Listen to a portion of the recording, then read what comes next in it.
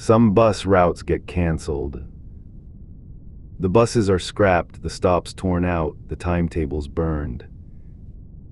But Route 9 still runs the river road after midnight. You will not find it on any map. You find it the way you find most terrible things. By being just tired enough to climb aboard. You came back. They always come back. I am the Ferryman. I carry stories from every shore. The ones that ride the late routes when the living should be asleep and the dead are still keeping their schedules. The toll tonight is 10 minutes of your courage. Do tales. The first waits at a bus stop that was torn down 30 years ago. The second will tell you a story and then ask you a question. Be careful how you answer. Some questions are a trap whether you speak or stay silent. Daniel took the night shift because the night shift took no questions. 2 months out of the depot training program, still the new driver, still grateful for any route they handed him. They handed him Route 9. Nobody else wanted it. He should have asked why. The 9 ran the long loop along the river road after midnight, the part of the city that goes quiet and stays quiet. The first few nights were empty bus, empty road, just Daniel and the hiss of the doors at stops where no one waited. Peaceful, he told himself. Easy money. The passengers started on the 4th night. An old man at the Cannery Street stop, raising one hand the way people did before phones, before apps. Daniel pulled over out of habit. The doors sighed open. The man climbed up, dropped a coin in the fare box, an actual coin, heavy and dull, and sat near the back without a word. Daniel checked his mirror. Cannery Street. He was certain the Cannery Street stop had been pulled out years ago, the shelter gone, just a bare pole in the weeds. But there it was behind him, lit with a bench and a timetable, and the old man's coin sitting in the box like it belonged to another century. More of them came after that. A woman in a nurse's coat at Foundry Lane. 2 boys in school uniforms near the old mill, uniforms from a school that closed before Daniel was born. A man in a wet overcoat, though it had not rained in a week. They boarded politely, paid in coins, and rode in silence, watching the dark river slide past the windows. None of them ever pulled the cord. None of them ever got off. Daniel told the depot supervisor. The supervisor, a tired man named Roy who had been driving routes since the 80s, went very still. Route 9, Roy said.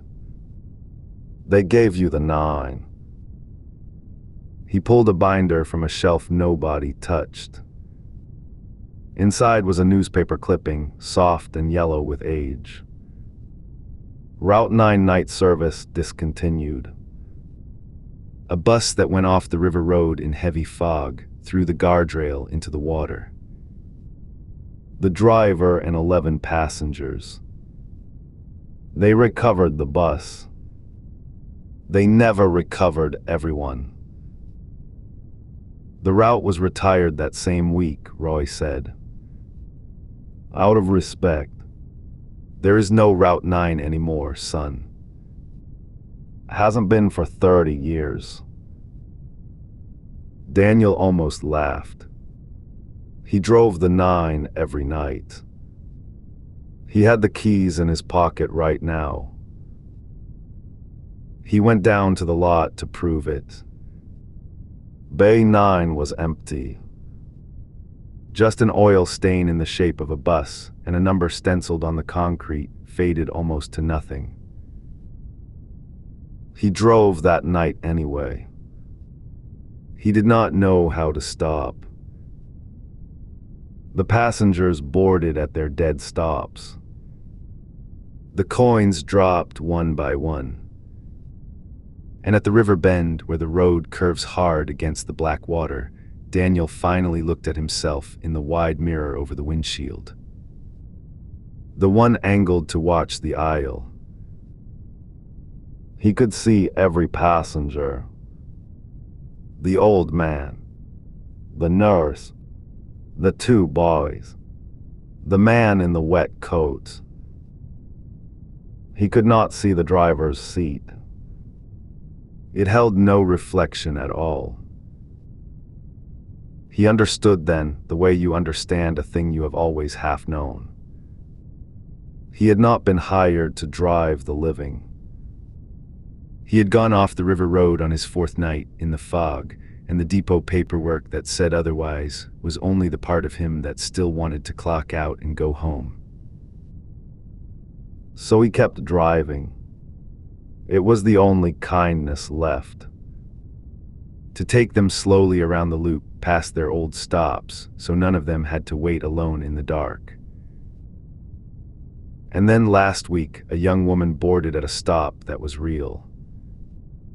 A working stop, a current timetable, a phone in her hand, earbuds in, and a pulse he could hear from the front of the bus like a drum. She had gotten on the wrong bus. The living do sometimes when they are tired enough. She did not pay with a coin.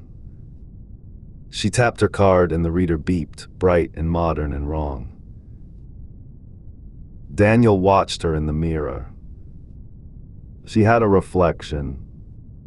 She was the only one who did.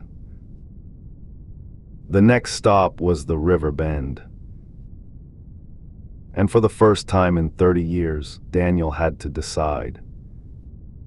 Open the doors and let someone off. Or keep driving all the way around the way the 9 always goes. He pulled the lever. The doors sighed open at a stop that still existed. Wrong bus, he said. The first words he had spoken in 3 decades. Go home. She stepped off, annoyed, never knowing. Daniel closed the doors and drove on into the fog with his quiet passengers around the loop that has no end. Because someone has to drive the 9. And the toll for a seat is paid in coins the living no longer carry. Daniel drives the loop still. Around and around, ferrying coins the living gave up carrying. I know the feeling. But our second traveler learned something worse than a road with no end. He learned that some passengers do not want a ride. They want a carrier. They have been hanging in the same tree, telling the same tale, waiting for someone tired enough to stop. Listen close. He may be pinging your phone tonight. Arjun drove nights for the apps because the city paid better after dark and asked fewer questions. He knew the rule every night driver knows. You do not take the fare that pings from the wrong side of the ring road past the last streetlight, where the map goes gray and the only landmark is the old burning ground by the river. He took it anyway. Rent does not care where the fare pings from. The passenger was waiting under a banyan tree, folded into the dark. A tall, thin man with a face Arjun could not quite hold in his memory. Every time he glanced in the mirror, it had rearranged itself slightly, like a reflection on moving water. To the city, the man said. His voice was dry, amused, patient. It is a long drive. Let me tell you a story to pass the time. Arjun, who had heard 10,000 drunk passenger monologues, said sure. The man told a story. A king with 3 sons, an old debt, a clever daughter, a poisoned cup, a switch made in the dark. It was a good story. Arjun found himself leaning into it, the road forgotten. And at the end the man said, "So tell me, driver, of the 3 who was truly guilty? Answer me. You know the answer. I can see that you know it." Arjun did know. The answer was obvious, sitting right there. He opened his mouth. And some older part of him, the part his grandmother had filled with stories before he learned to be too modern for them, clamped his mouth shut. Because he remembered. The Vetala. The corpse that hangs in the tree by the burning ground and rides on the shoulder of whoever carries it, telling tale after tale, each one ending in a question. And the oldest rule. If you know the answer and stay silent, your skull shatters like a clay pot. But if you speak it aloud, the Vetala laughs and flies back to its tree, and you must go and fetch it again. And again. Forever or until the tales run out.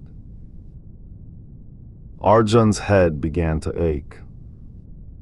A pressure behind the eyes building, a hairline crack running through the bone. The silence was killing him. He could feel it. So he answered. The daughter, he said. She made the switch in the dark. She was guilty. The man laughed, delighted, ancient. The seat behind Arjun was empty.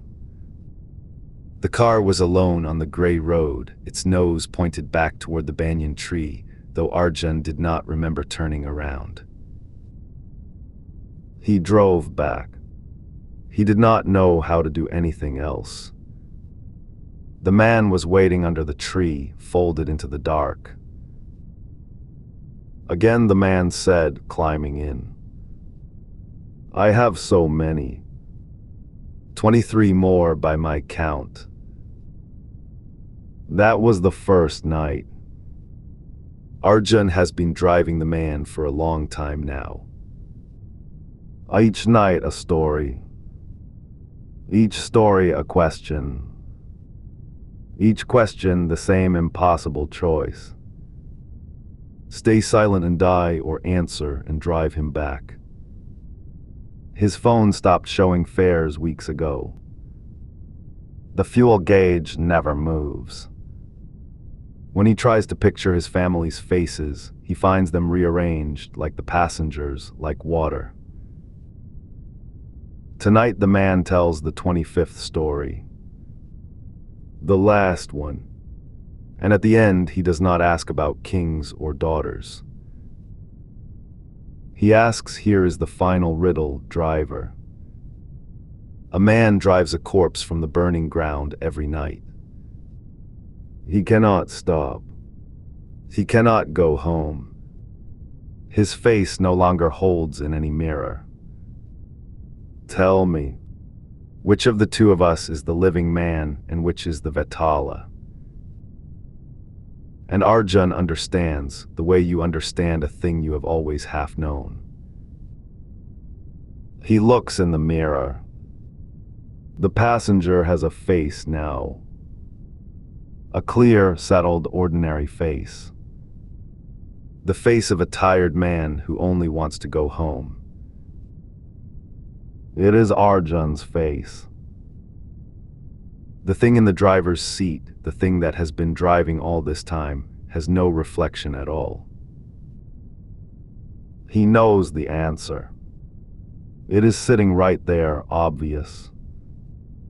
And his skull begins to ache, the hairline crack returning, the pressure of a truth that wants to be spoken. But for the first time, Arjun does not open his mouth. Because the moment he says it, the moment he admits which one of them is dead, the passenger walks free, back into the world wearing Arjun's stolen face. And the corpse in the driver's seat keeps driving.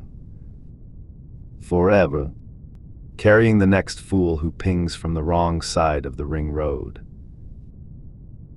So Arjun holds the silence. He lets it build. He lets it crack him open. It is the only way the road ends. Or so he tells himself. Every night, just before he answers. Two tails paid in full. Daniel keeps his quiet passengers. Arjun keeps his silence until he doesn't.